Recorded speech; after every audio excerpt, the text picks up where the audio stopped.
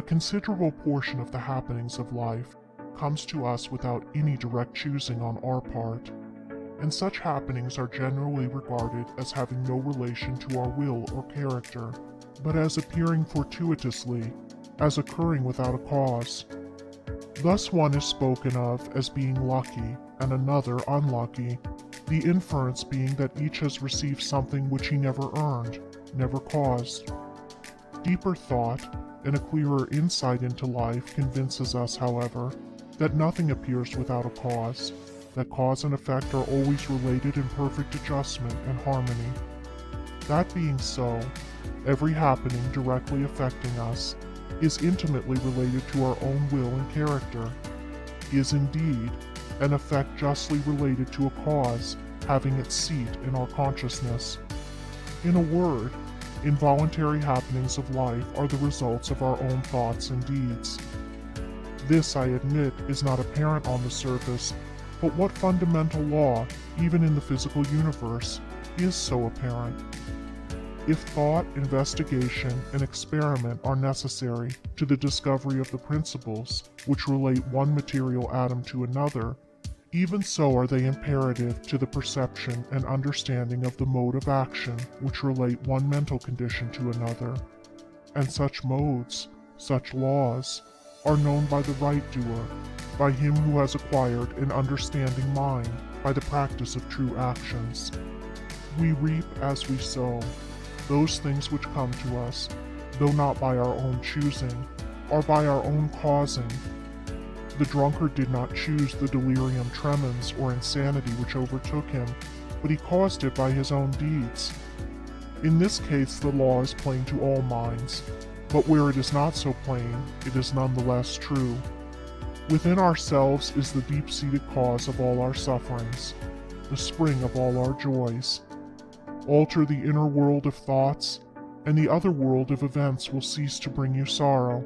Make the heart pure, and to you all things will be pure, all occurrences happy and in true order. Within yourselves deliverance must be sought. Each man his prison makes.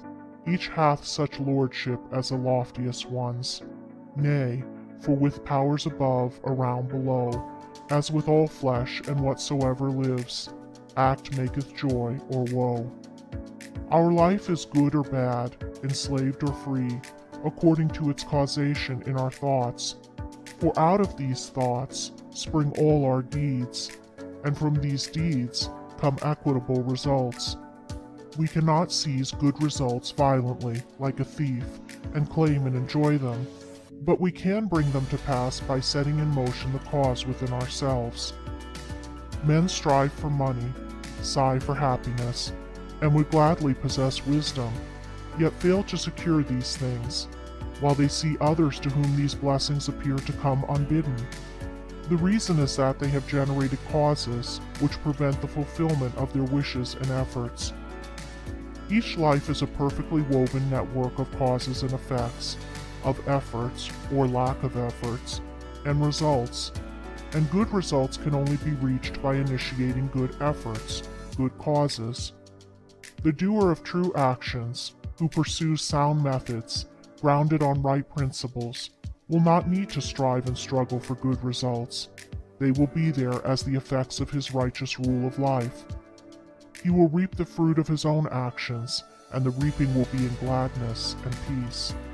This truth of sowing and reaping in the moral sphere is a simple one, yet men are slow to understand and accept it. We have been told by a wise one that the children of darkness are wiser in their day than the children of light. And who would expect, in the material world, to reap and eat where he had not sown and planted? Or who would expect to reap wheat in the field where he had sown tares, and would fall to weeping and complaining if he did not? Yet this is just what men do in the spiritual field of mind and deed.